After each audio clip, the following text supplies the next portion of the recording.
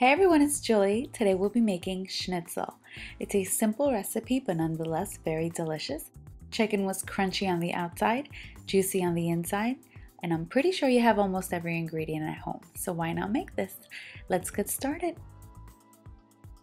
First thing I always like to do is remove the fat, then butterfly my chicken. And you don't have to cut it the way I'm going to be cutting it. You can use 2 individual slices, but this is my favorite way of doing it. So you want to slice it open like a book, about 3/4 of the way, like this. And it'll just feel right, you'll know it. Open it up. And if you cut it open all the way, that's fine. You'll just have 2 individual pieces.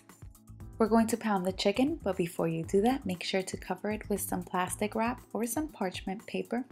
And now I know you shouldn't place poultry on wood chopping boards, but I couldn't find the plastic chopping board for nothing in the world. Kitchen stuff always disappears in my house, just like socks. I don't know what's going on.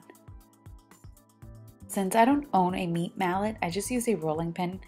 I place the meat mallet in the same category that dough blenders and mini ice cream scoops go in.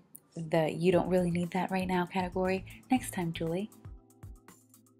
So you want to thin out your chicken to your desire, of course. My mom always made it super thin because that's how she likes it. I prefer it a bit thicker. Make sure not to tear the chicken. You don't want any holes. Remove the plastic wrap, and then you want to season your chicken generously. Most people just use salt and pepper. I like to season it with salt, pepper, and a little bit of chili powder. Some people also prefer to season their flour instead of the actual chicken. I never do that. I might do both, but never just the flour. That's my personal preference. I season both sides, and I always use kosher salt except when baking. Now, Schnitzel is a German word for cutlet. Cutlet is a piece of boneless meat. You can also make pork, veal, whatever you want, and in Spanish this would be called milanesa. Coat your chicken in flour. If you see me struggling a bit, it's because my plate wasn't big enough. The sides were not flat. Try to use a flat surface if you can, and just make sure to coat both sides evenly, and of course shake off any excess flour. Crack 1 egg into a bowl, beat it up, and again try to use a flatter bowl. A pie dish is perfect.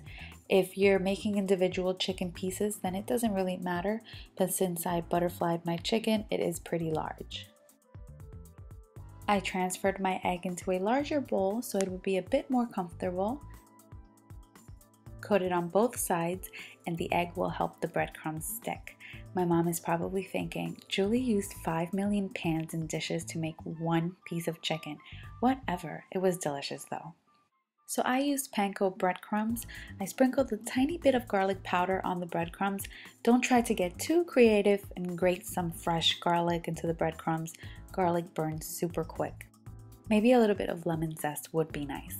Okay, so make sure to really coat the chicken well in the breadcrumbs, the sides, the top, the bottom, everything.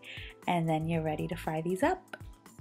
In a large skillet, you want to place some vegetable oil, let it warm up really good. If the oil is not hot enough, you will have a very oily schnitzel. You want to use enough oil or else you're going to have dry pieces around the chicken that never touched the oil, and there's nothing worse than that. Make sure you have a dancing chicken or a floating chicken like this. If your chicken is stuck to the pan, you didn't use enough oil. Flip it over after about 3 to 4 minutes. You don't want to overcook it or else it'll be dry on the inside. This is what it looks like when it's done. I sprinkled some parsley on top. My favorite way of eating this is with some lemon or some honey mustard. I was going to put the lemon slices on the side, but thought it looked better on top. And now you can definitely make a nice sauce for this. Serve it with some mashed potatoes. I recently made a loaded mashed potatoes with some bacon, cheese, and garlic. You should really check that out if you already haven't. Lemon juice is so good with this. This always comes out so perfect, and it didn't take me more than 15 minutes to make. This is perfect for weekdays. I hope you guys really give this schnitzel a try. Hope you enjoyed this video. Thank you all so much for watching.